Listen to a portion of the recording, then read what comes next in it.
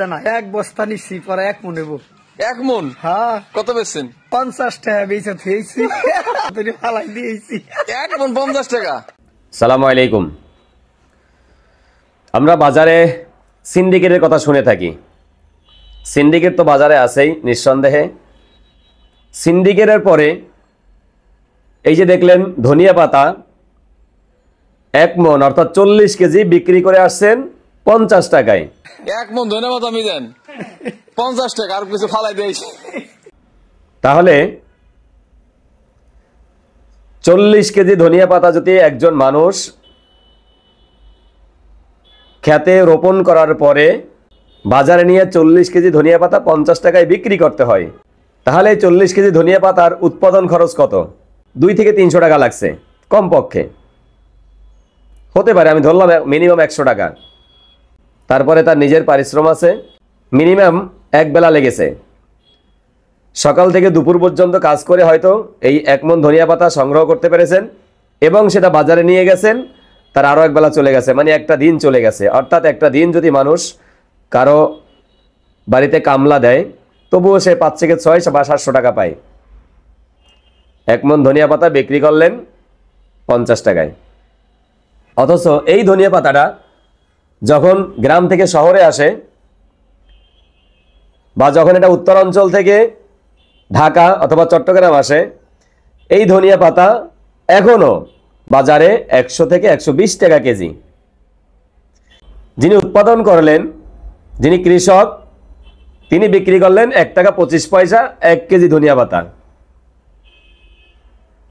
1 KG ধনিয়া পাতা 1 টাকা 25 পয়সা বা 20 পয়সা বিক্রি করার পরে সেই ধনিয়া পাতাটা যখন শহরে কোনো বাজারে আসে 100 থেকে 120 টাকা কেজি হয়।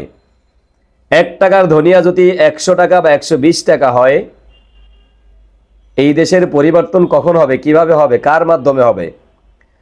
এর আগে আমরা স্বৈরাচার বলেছি, স্বৈরাচার নাই দেশে, এখন জনগণের সরকার। কি পরিবর্তন আসছে দেশে? কি এমন পরিবর্তন আসছে?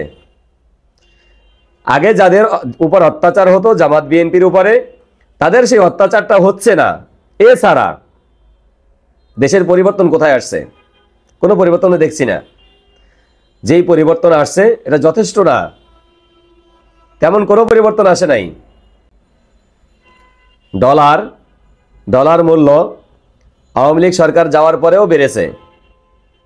ম্যাক্সিমাম পণ্যের দাম আওয়ামী লীগ সরকার যাওয়ার পরেও বেড়েছে।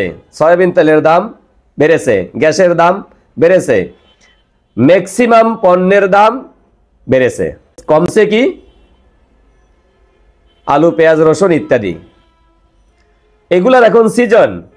এখন বর্তমানে আলু থাকার কথা ছিল 20 টাকা ম্যাক্সিমাম, কাঁচামরিচ থাকার কথা ছিল 20 বা 25 বা 30 টাকা কেজি, পাতাকপি থাকার কথা ছিল 10 টাকা কেজি। সকল রকম সবজি 15 থেকে 30 টাকার মধ্যে থাকার কথা ছিল, কিন্তু এখনো পর্যন্ত আমরা কি দেখছি? 30, 40, 50, 60, 80 টাকা পর্যন্ত এখনো কোনো কোনো সবজির কেজি, আলু সহ। কেন?